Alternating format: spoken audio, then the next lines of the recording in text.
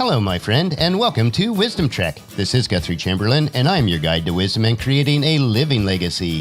Thank you for joining us for our 7-day-a-week, 7 Minutes of Wisdom podcast. This is day 318 of our trek.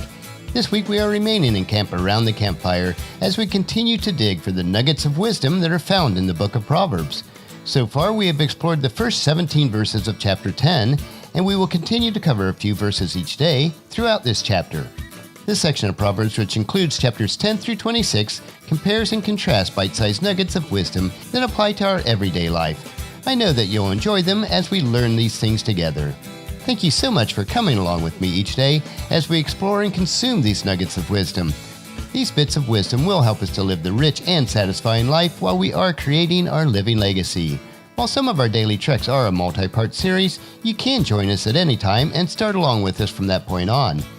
But if you would like to listen to any of the past episodes, please go to wisdom-trek.com to listen to them and to read the daily journal. You can also subscribe to Wisdom Trek on iTunes, Spreaker, Stitcher, SoundCloud, and Google Play so that each day's trek will be downloaded to you automatically. We are broadcasting from our studios at Home 2 in Charlotte, North Carolina. The week of work and activities is fairly brisk as we work on our various clients and the projects that we are involved in.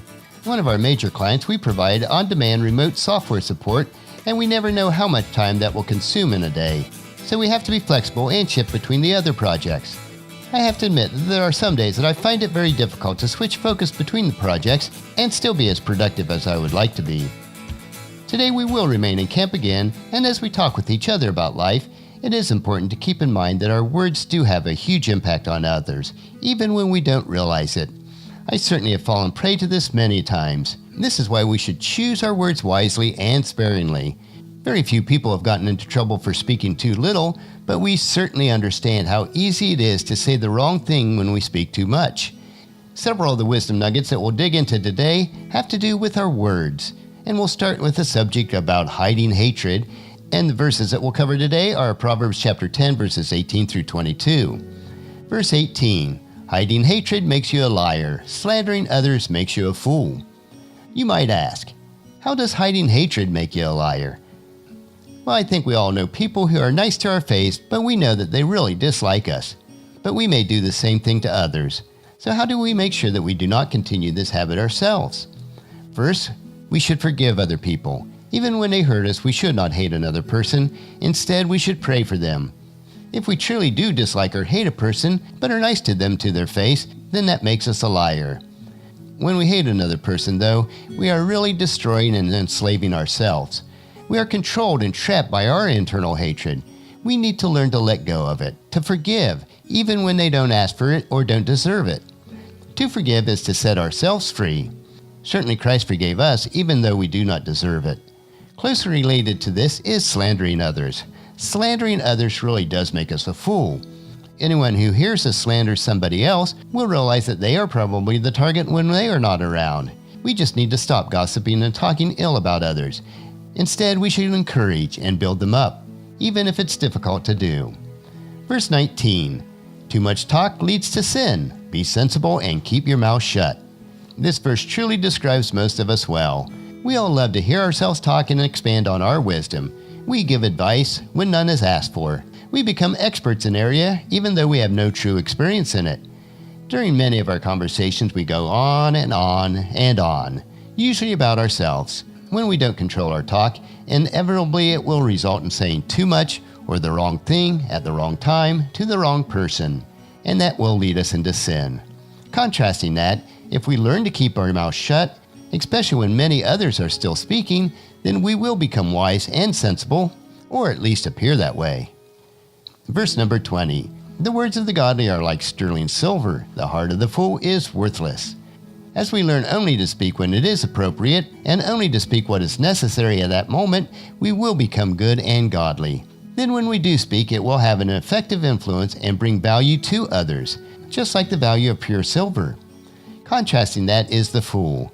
The person that prattles on so much that the quality of their speech becomes worthless due to the quantity of their speech. Now on to verse 21. The words of the godly encourage many, but fools are destroyed by their lack of common sense.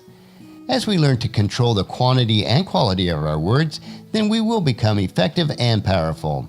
Instead of insulting others with our speech, we will encourage others.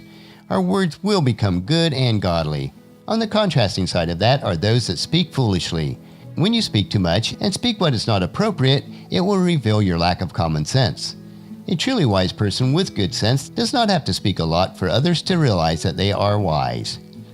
And verse 22, the blessings of the Lord makes a person rich, and he adds no sorrow with it. To shift our focus a bit now, we see that our true riches come from the Lord and are provided as blessings to us. These could be financial riches, but there is so much more in life that truly makes us rich. As a Christ follower, whether we have little or much materially, we should be daily rejoicing in all the blessings that we do have. The Lord wants us to live the rich and satisfying life, one that contains no sorrow. So choose to live abundantly today. Today we've dug up 5 more precious nuggets of wisdom. 4 of them deal with controlling what we say and when we say it. The 5th allows us to understand that our blessings do come from the Lord with no sorrow. Let them permeate your thoughts and impact your life so that your living legacy will shine through for everyone to see. We will continue with a few more nuggets of wisdom from chapter 10 tomorrow. So encourage your family and friends to join us and then come along with us for another day of Wisdom Trek, creating a legacy. That will finish our trek for today. Just as you enjoy these daily doses of wisdom, we ask you to help us to grow Wisdom Trek by sharing it with your family and friends through email, Facebook, Twitter, or in person when you meet with them, and invite them to come along with us each day. The journal for today's trek can be found at wisdom-trek.com. Thank you so much for allowing me to be your guide, your mentor, but most importantly, you are my friend, as I serve you through the Wisdom Trek podcast and journal each day.